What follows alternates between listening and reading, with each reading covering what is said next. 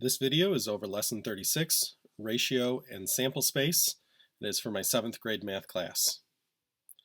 So ratio is something as a way to describe a relationship between two numbers using division. Now, when we do this, it's particularly important to remember that it's a relationship between two numbers. So two numbers. Now, eventually we will get into extended ratios, but those are kind of unusual where we can compare three numbers. And really all that is you're taking two ratios and putting them together where there's something they have in common in the middle. So by way of example, let's take a look at a classroom where there are 12 boys and 15 girls.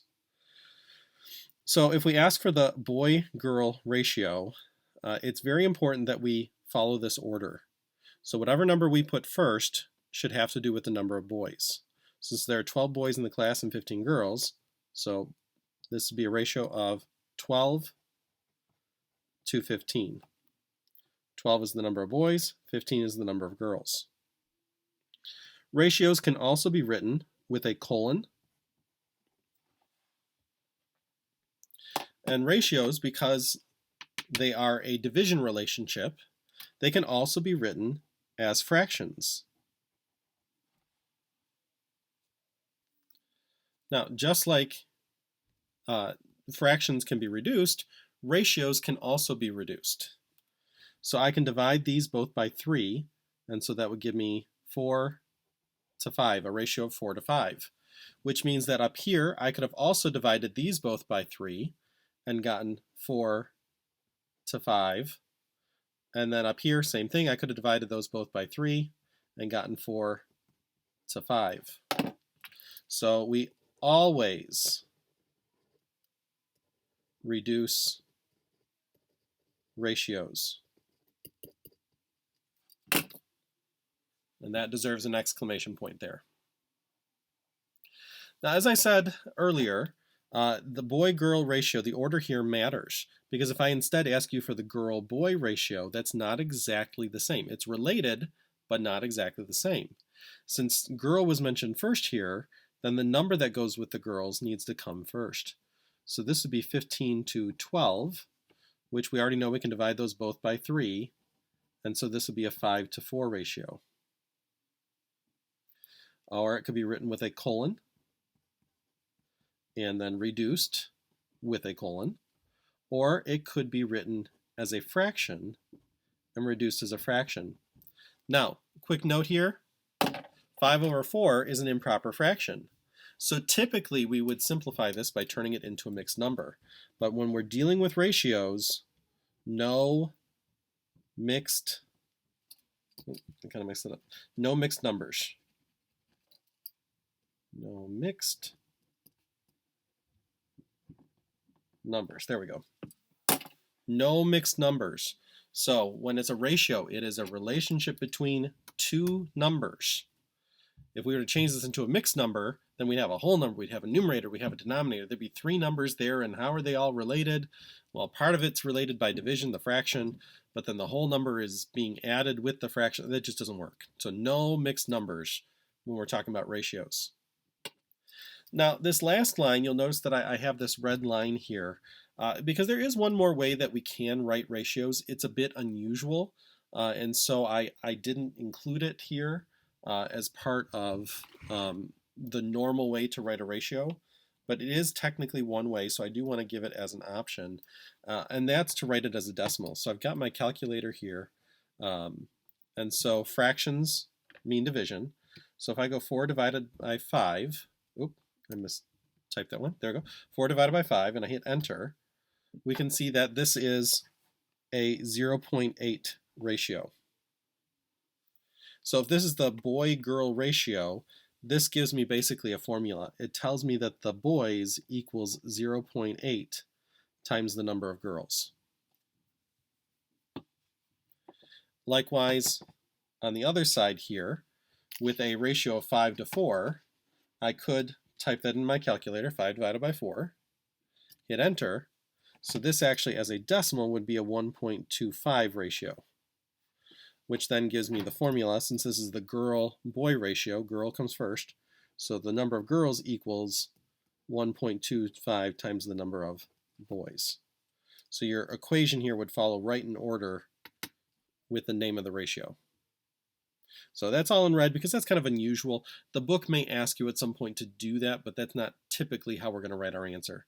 So don't do the red pen here unless the book specifically asks for it. Go with something here in pencil if the book doesn't give any special instructions. So with that being said, we're going to take a look at a ratio here. So let's say the ratio of red marbles to green marbles was 2 to 5. Then what this tells me is that for every 2 red marbles, there are 5 green marbles. So I don't know the actual number of marbles that are in this bag. I just know that for every 2 red, there are 5 green. So in this ratio, okay, the numerator, we already said, is telling us something about the red marbles. The denominator here, being the second number, is telling us something about the number of green marbles.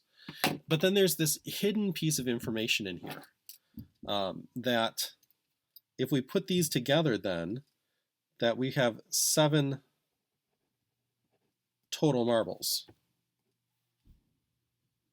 So for every 2 red marbles, there are going to be 7 marbles total.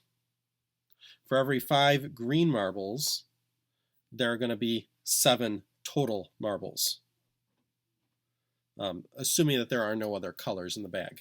And if there are other colors, then we would at least say that the total of red and green marbles. Okay. So if we put those 2 pieces together, the two parts of the bag together, it should together make the whole bag. Okay. And so we can use this then actually to create some fractions. So if 7 is the comparative total, then the fraction of marbles that are red, well, if it's out of 7, red is 2 out of the total 7. And then if we want to find the fraction of marbles that are green, green is 5 out of the total 7. Okay.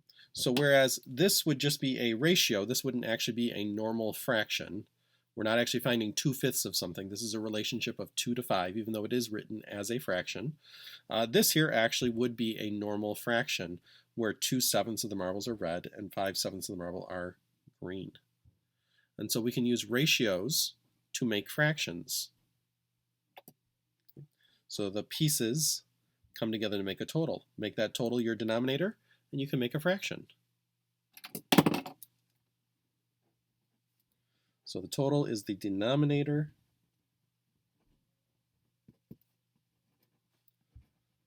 of fractions.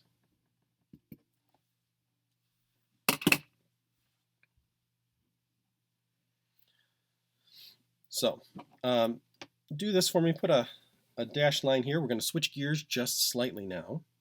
So this time we're going to say 2/5 of the pencil are mechanical. So this here is actually a normal fraction now. So 2/5 of the pencils are mechanical. So we can work backwards actually in this case to create ratios.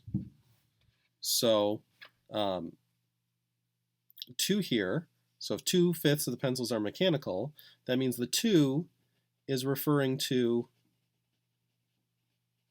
the mechanical pencils. Since 5 is the denominator, it must be referring to the total. So if 2 are mechanical and there's a total of 5, that means that the kind of invisible piece of information here is that, well, 5 minus 2, there must be 3 that are not mechanical. And now understand here that we're not actually guaranteeing that there are only 2, there are only 5, there's only 3, but we're saying for every 2 mechanical, there are 5 total. For every 2 mechanical, there are 3 that are not mechanical. For every 5 total, there are 3 that are not mechanical.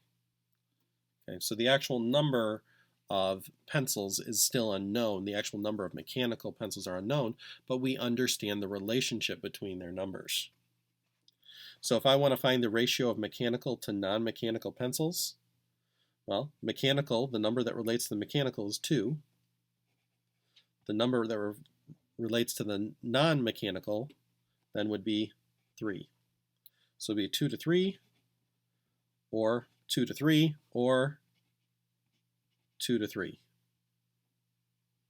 So again, even though that's written as a fraction, that wouldn't actually be 2/3 because 3 is not the total there.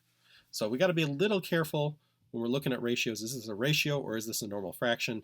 If the denominator is not the total, then we're not actually looking at a normal fraction.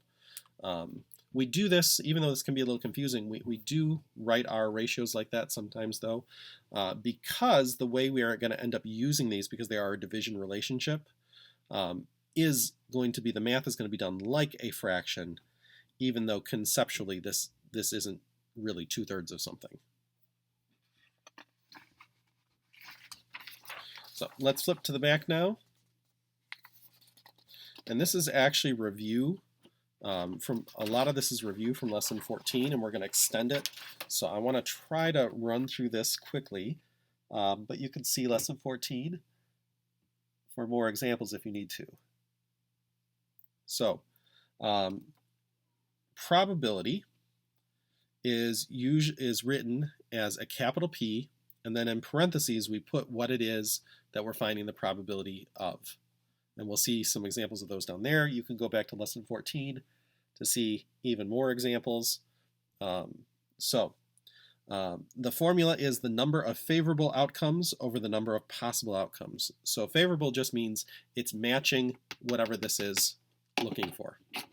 So when we see this P here, we're thinking probability of. Get that out of my shadow there, maybe down here. I really have terrible lighting. I'm so sorry, guys. So probability of, and then it's the event that tells what is favorable. So whatever matches what's in these parentheses, that's a favorable outcome. So if we think of this as a fraction, then the highest possible probability is 1. Because if everything is favorable, if everything's favorable, then it's going to be the same number over the same number. So something over itself is 1. And so when everything's favorable, we are certain that that thing will happen. The smallest possible probability then is 0. When nothing is favorable, we're going to have 0 over some number, which is 0. So if nothing is favorable, that means that it is impossible. And so if we go halfway between, obviously between 0 and 1 is 1/2, which means that this is as likely as not, which is just a short way to say it's as likely to happen as it is to not happen. So as likely as not, we often refer to this as 50-50, and that 50-50 is actually referring to what's called chance. And chance is just probability changed into a percent. So if we change this into a percent, this becomes 100%, that becomes 0%, this becomes 50%. So 50% chance it will happen, 50% chance it will not happen, hence we get 50-50. So 1/2 is that 50-50, it's that as likely as not. And so if we take a look here then, grab your blue for me, please. Essentially, you know, I've got this widening here for a reason, because as we work towards 1 and this figure here gets wider, it's getting wider because the closer and closer something gets to 1, the more likely it is to happen.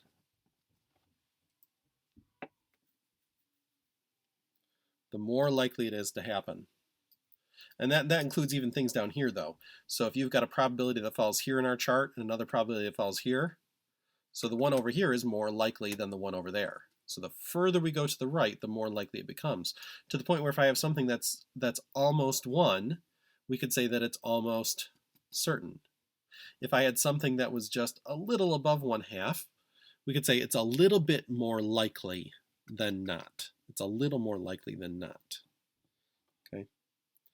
And so anything that falls, though, in this upper half, we could say these probabilities in general are likely. It's likely that whatever it is you're talking about is going to happen. It's not a guarantee, but certainly the closer we get to 1, the more likely. On the other hand, grab your green. If we work our way in the opposite direction,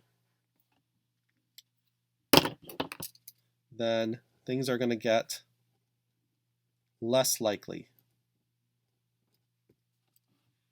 So the further it is to the left, the less likely it is.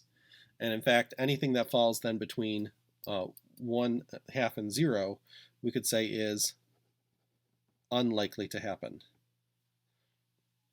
Now, if it's down here and it's almost 0, we could say it's almost impossible. If it's just a little bit under 1/2, we would say it's a little less likely to happen than to happen. Or it's a little more unlikely than it is likely to happen. And so there's just a quick review of our probabilities. So if you think about where your probability falls, so think of this as a number line between 1 or 0 and 1. Wherever your probability falls on here, this is kind of what it means. Now remember that the probability is a fraction, so it's a number. It's actually a number, a fraction. But then in the red pen here, we can see what we should be thinking when we see those numbers. Sample space, we learned in the other lesson, is the set of all possible outcomes. So remember that sample space is surrounded by braces. So we use braces around sample spaces because this is a set. So if we're talking about the set of all possible outcomes, if the action we're looking at is rolling a die, then what could you get when you roll a die? Well, on your typical die, you're going to get 1, 2, 3, 4, 5, or 6. Your typical die has 6 sides with the numbers 1 through 6 on them. So putting this together, probability of 2 is how we would read this. Probability of 2. And so that's going to be a fraction where it's going to be favorable over possible. So we can see here there are 6 possible outcomes. And how many of these are favorable? Well, how many of them match being a 2? Well, that's not a 2, but that is. So there's 1. Nope, nope, nope, nope. So only one of these matches being a 2 out of the 6. So the probability of rolling a 2 is 1/6. If we come over here then, let's go below. So what is the probability then of getting something greater than 1? So again, it's going to be the possible on the bottom, so it's going to be out of 6. But then up top, how many are greater than 1? So is this greater than 1? Nope. Is that? Yes. Okay, so there's 1 outcome. Yes. There's 2. Yes. 3. Yes. 4. Yes. 5. So there's a total of 5 that match being greater than 1. And so the probability is 5/6. If we take a look now at the probability of getting an odd number, it's out of 6 possible. And how many match being odd?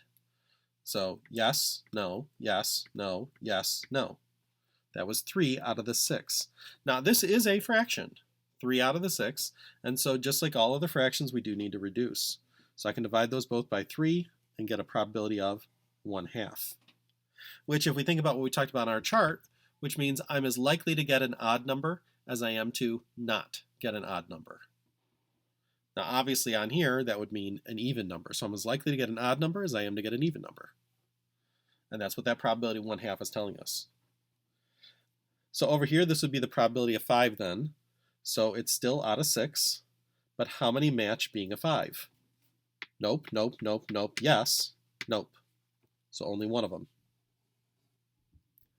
How many match being more than 7? So this one, still out of 6. So more than 7. Nope, nope, nope, nope, nope, nope. So none of them are favorable. So the probability here is, well, 0 over 6 simplifies to 0. Now, honestly, this is one that's special because I could have skipped this step. Because if we think about getting something more than 7, there's a certain word that pops into, or should pop into our mind, and that word then leads directly to the answer. So, and that word is impossible. And we're going to draw an arrow to both of those. So since it's impossible to get something more than 7, we instantly know that the probability is 0. So we really could have skipped the fraction there.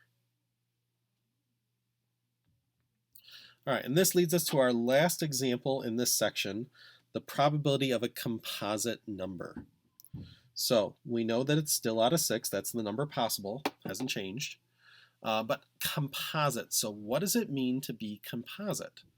If you remember our previous lesson, to be prime means that a number has exactly 2 factors.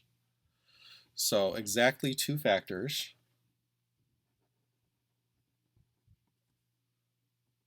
So composite has to do with putting things together. So a composite number has more than 2 factors. So if we take a look at our list of numbers here, we have 1.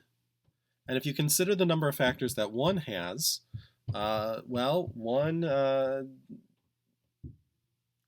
only factor it has is 1. Well, that's not exactly 2 factors, and that's not more than 2 factors. So remember that there's a third category when it comes to prime composite, and that's the category of neither. And the only thing in that category is 1. 1 is neither prime nor composite. So if we work through the rest of our numbers, 2 has the factors 1 and 2, which means that it has exactly 2 factors. It's prime. 3 has exactly 2 factors, 1 and 3. So that's prime. 4 has 1 and 4, but it also has a double 2. So that's more than 2 factors. So 4 is composite. 5 is prime because it's got exactly 2 factors, 1 and 5. Nothing else goes into 5 other than 1 and 5. And then 6 could be 1 and 6 or 2 and 3. So that's more than 2 factors. 6 is composite. So as we look this through then, well, how many are favorable then? 2. And if we reduce that, divide those both by 2, 1/3. The probability of rolling a composite number is 1/3. So next up, we're going to take a look at something a bit more complicated. So let's say that we are putting actions together. So in this case, we're going to flip a coin twice. Then we're going to pull a marble from a bag, and this marble contains 1 red, 1 blue, 1 green. So in order to help us with this, we can create a diagram to chase down all the different possible options and make our sample space. So we're going to make a tree diagram. I like to start my tree diagrams with a dot somewhere up near the top. So somewhere near the top.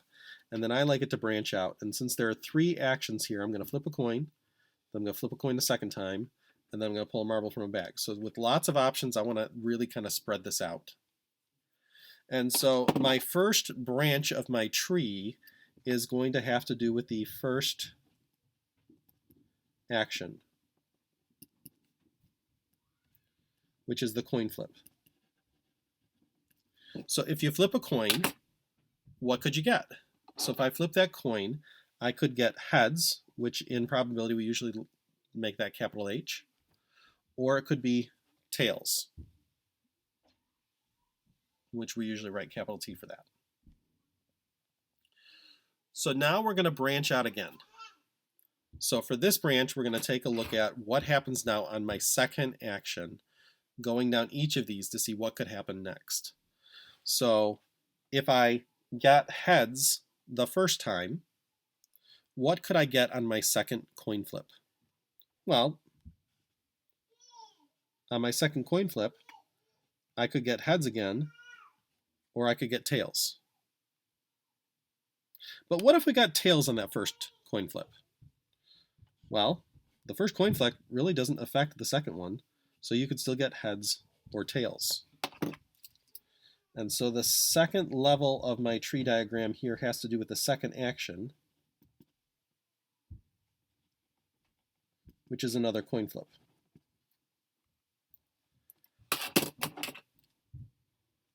If we start up at our dot and work our way down to the bottom, we'll see how many options we have so far, how many outcomes.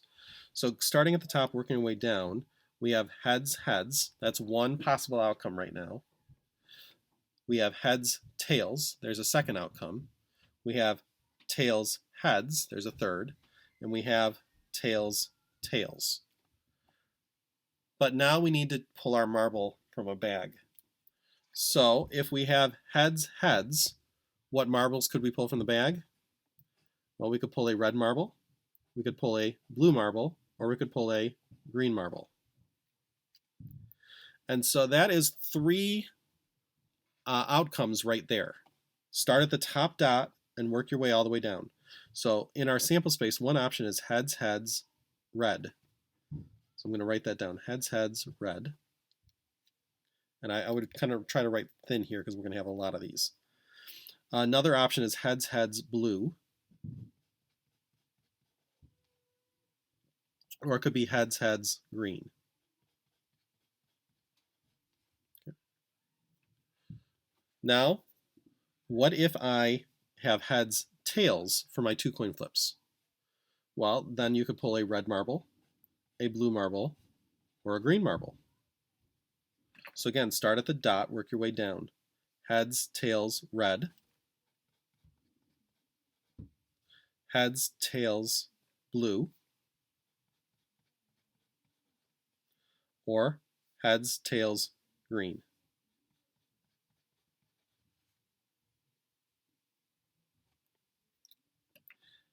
That's half of my chart right there. So now I need the other half. If we had tails, heads for the two coin flips, tails first, heads seconds, then you could pull a red marble, a blue marble, or a green marble, because of course my two coin flips aren't going to affect the marbles in the bag. But now we can write our options down. So we've got, starting from the top dot, tails, heads, red, tails, heads, blue, and then finally tails, heads, green.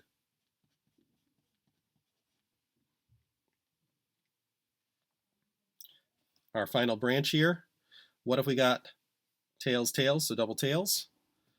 Again, it's not going to affect the marbles in the bag, so they can still be red, green, or blue. Or red, blue, or green, excuse me. I put those in the right order. So we can have tails, tails, red. I could have tails, tails, blue, or I could have tails, tails, green. So with three actions, there's a lot of options here. Now that we have our sample space, we can take a look at our probabilities. So we know for each of our probabilities, there are 12 possible outcomes. So we can just go and fill that in right now. We know it's out of 12 possible outcomes. Now it's just a matter of figuring out how many are favorable. So how many are favorable to having a double H? Okay. Yes, yes, yes. No, no, no, no, no, no, no, no, no. So that was 3 yeses. So 3/12. Reduce that, divide those both by 3. Probability of getting double heads is 1/4. The probability of getting a green marble, so this time let's forget the yes and no's, let's just count them up as we go. So as we come across here, so how many match having a green marble? There's 1, 2, 3, and 4. So 4 out of the 12 match having a green marble. That's a probability of 1/3. So how many match not having a red marble? So how many do not have a red marble? So if we count this, there's 1, 2, 3, 4, 5, 6, 7, 8. And if we divide those both by 4, that's a probability of 2/3. So pause the video and try the last 3 by yourself, and we'll see how you do. All right, let's see how you did. So how many match being heads, tails, red in that order? Only 1 out of the 12. How many match being at least 1 tails? 9 out of the 12 had at least 1 tails, which then should reduce to 3/4. And finally, how many match having 1 head and 1 blue, or 1 head and blue? There's only 2 of them that have a single head in blue, which reduces to 1/6. Now, sometimes with things like this, there can be a little bit of a shortcut, and that's what we're going to take a look at this last part. There's this thing called the fundamental counting principle. That can be a nice way of totaling things up quickly without having to go through and count every single possibility. And it says if there are m ways for A to occur and n ways for B to occur, then there are m times n ways for A and B to occur together. So basically you just take the number of options for A, the number of options for B, multiply them together, and that's the number of options for them to happen together. So this doesn't give me a sample space, but it does quickly give me a number of possible outcomes. So if we take a look here for our 2 coin flips and our marble bag, so how many possible outcomes were there for the first coin flip? Well, heads or tails, that's 2 options. How many possibilities for the second coin flip? Another 2 options, heads or tails. How many options for pulling for the bag? Well, there are 3 different colored marbles, so 3. If we multiply that together real quick, 2 times 2 times 3 gives me 12. And remember that 12 was the number of possible outcomes. So the counting principle helped us do that without having to make the whole tree diagram. Okay, so that's a different way of doing this. So now if I take a look down here, if I'm looking for the probability of getting double heads, okay, it's probability of getting double heads, I know that double heads, I can potentially speed this up a little bit. If I think about it, basically it doesn't matter what marble I pull here. So the marble actually is kind of irrelevant. So if I think about this as, well, there are 2 possible outcomes for the first coin flip, 2 possible outcomes for the second coin flip. Only one of the first possible outcomes matches the heads I'm looking for. Only one of the possible outcomes matches being heads that I'm looking for the second time. And so that's 1/4. Now this is a little bit more advanced, so if you're not quite tracking with what's going on here, stick with the sample space. Down here, so a green marble. So if we're looking at a green marble, we can actually make this a little simpler because it doesn't matter what we got in the coin flips. It doesn't matter. The coins could be anything they want to be. But if we just look at the marbles, then this really is only 1 option out of 3 is going to be green. Again, if we look at the probability of getting a marble that's not red, the coin flips don't really matter. Okay, they don't really matter here. So you can get any number of coin flips you want, but if we're just looking at the color of the marble, there are 2 that are not red out of the 3 possible. If we're looking for specifically H, T, and R, this is where we can use our counting principle again and say that there were 2 possibilities for the first coin flip, 2 possibilities for the second coin flip, and 3 for the marbles in the bag. But only 1 of those possibilities was favorable. Only 1 of these is favorable, and only 1 of these is favorable. and there's our 1/12. Now, if we're looking for at least one tails, this one's a little bit more complicated. So for this one, we're just looking at the coin flips again. So 2 possible outcomes for each coin flip. Now, for this one, it's a bit tricky because if I get a heads for the first one, then I need to get a tails for the second one. But if I get a tails for the first one, I got to get heads for the second one. And so kind of working that through, I'm not actually going to use the counting principle here this time. I'm actually just going to use that 2 as my numerator.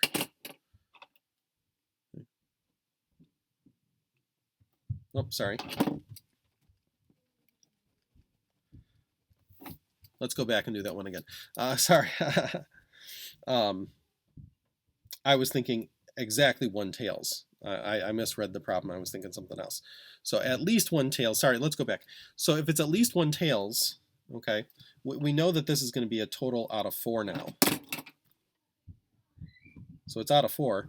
And basically there's only one option that isn't going to work for this. And that's if I get double heads. So that means that there must be 3 options that will work. There.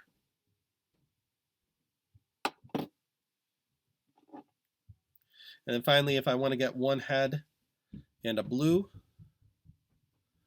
so this one down here, we want to get 1 head and a blue. So 2 possibilities for the first coin flip, 2 for the second, and 3 for the bag. And this one is where it can be a little tricky. So for the bag, there's only 1 out of the 3 marbles that's going to work for the bag. But for the coin flips, this is actually, I was getting these 2 mixed up earlier. My apologies. So if we want exactly 1 head, then it either needs to come first or it needs to come second. So there's really only 2 options there. So either that head comes first or that head comes second. And then we've got the 1 choice that we have for the blue that's going to work. And so if we put these together, 2 times 1 is 2. 2 times 2 times 2 times 3, or excuse me, 2 times 2 times 3 is 12, which reduces again to 1/6. Again, this is a little bit more, more advanced. So if you did not follow anything there, don't worry about it, except for finding the total number of possible outcomes. That you should know how to do. But if you're having trouble with the rest of those probabilities, just stick with using the sample space to help you. And that, ladies and gentlemen, is the end of our lesson.